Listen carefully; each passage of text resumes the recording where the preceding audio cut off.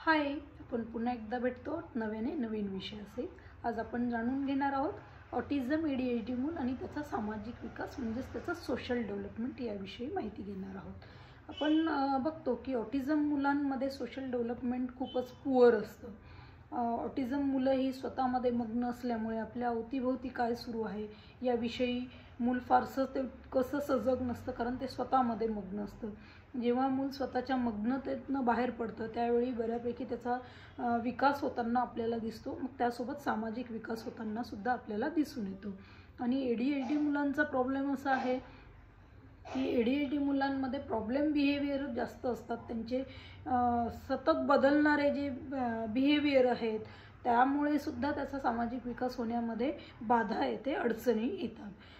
उदाहरणार्थ जर मुलामध्ये प्रॉब्लेम बिहेवियर असल्यामुळे पालक काय करतात की मुलाला बाहेर घेऊन जाण्याचं टाळतात. मग बाहेर म्हणजे फक्त कार्यक्रमातच नव्हे तर साध्या साध्या छोट्या छोट्या कार्यक्रमांनासुद्धा किंवा इतर मुलांमध्ये खेळायलासुद्धा जर आपण बघितलं की बाहेर मुलं जर खेळत आहेत, ADHD मूल असेल किंवा ऑटिझम मूल असेल, त्यांचे प्रॉब्लेम बिहेवियर असतात मुलांमध्ये, तर मूल इतरांना ढकलणे, मारणे, केस ओढणे किंवा इतर कृती मुलांच्या प्रॉब्लेम बिहेवियर असतील तर त्यामुळे सुद्धा पालक मुलांना बाहेर खेळायला घेऊन जाताना टाळताना आपल्याला दिसतात.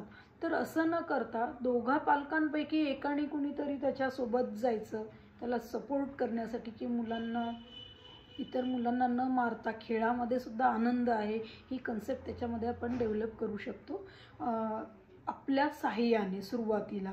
आणि हळूहळू मुलामध्ये जेव्हा ही कन्सेप्ट डेव्हलप होईल, त्याचे प्रॉब्लेम बिहेवियर कमी होतील, जेव्हा तो त्या खेळातनं आनंद घ्यायला लागेल तर बरोबर त्याचे प्रॉब्लेम बिहेवियर आपल्याला कमी होताना दिसतील.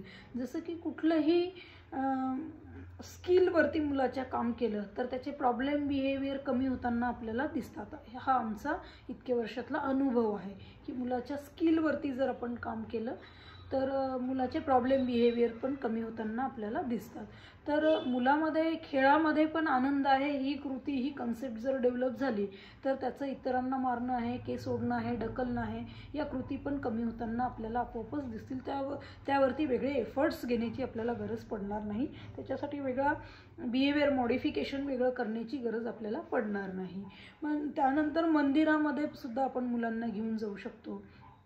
सार्वजनिक ठिकाणी गेल्यानंतर शांत बसायला पाहिजे, हा पण एक सामाजिक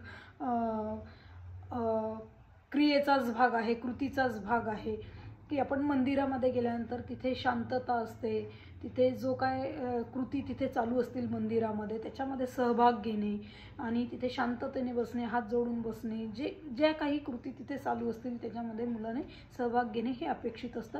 यामधनं पण मुलाचा सामाजिक विकास घडण्यामध्ये निश्चितच आपल्याला मदत होते.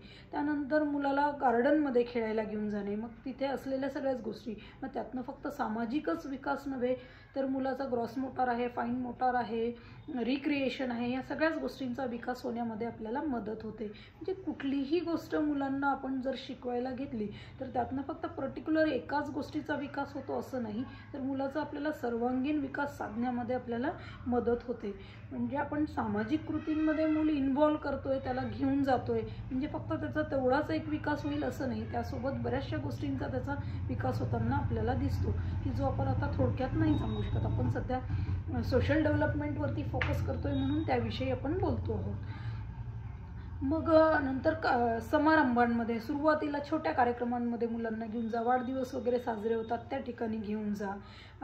मान्य आहे की मूल तिथे व्यवस्थित बसत नाही, सांडतं, खायचे पदार्थ दिल्यानंतर ते व्यवस्थित खाणार नाही, इकडे तिकडे फेकेल, पसारा करेल किंवा केकवरती मूल जाऊन झडप घालेल वगैरे, हे प्रकार मुलांमध्ये होतात.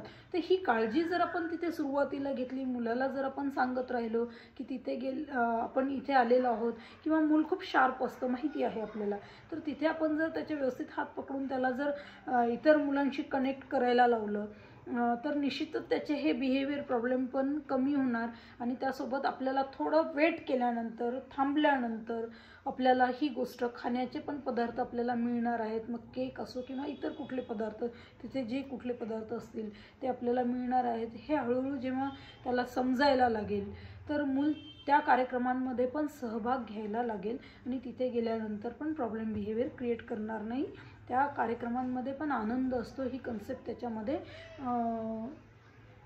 डेव्हलप व्हायला मदत होईल. पण नंतर हळूहळू मोठे कार्यक्रम असतील, लग्न समारंभ असतील, साखरपुडा असेल किंवा इतर कुठले कार्यक्रम असतील, अशा ठिकाणी पण आपण मुलांना घेऊन जाऊ शकतो. तिथे सुद्धा नेताना आपण सुरुवातीला 10 मिनटं 15 मिनटं हा असा टाईम पिरियड ठेवून जायचं.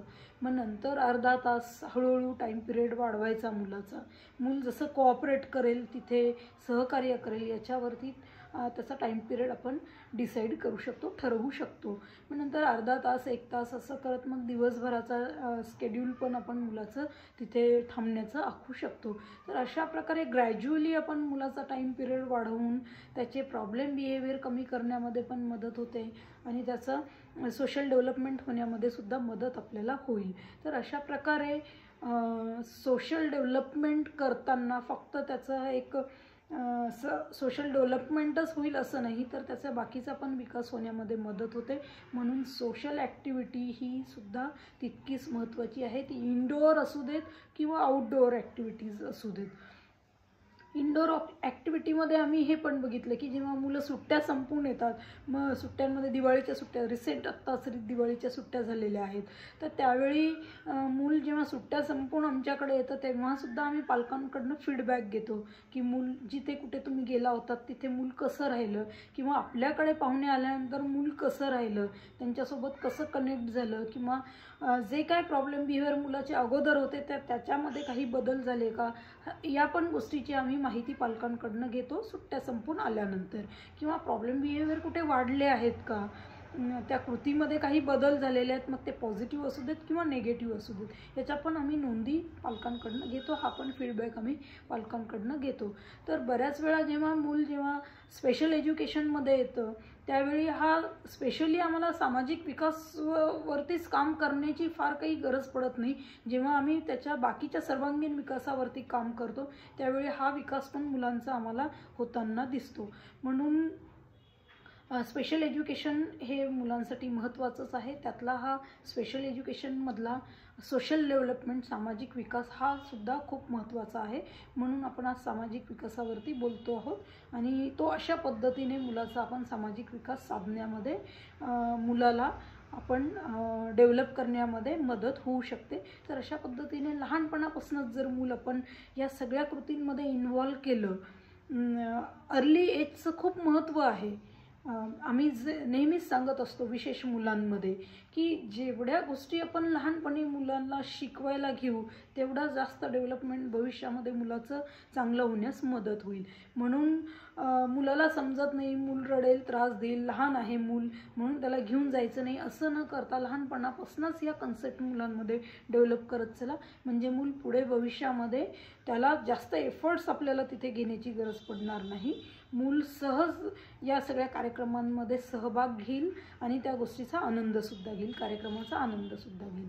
तर आज आपण सामाजिक विकासाविषयी माहिती घेतलेली आहे. इथे थांबूया. धन्यवाद.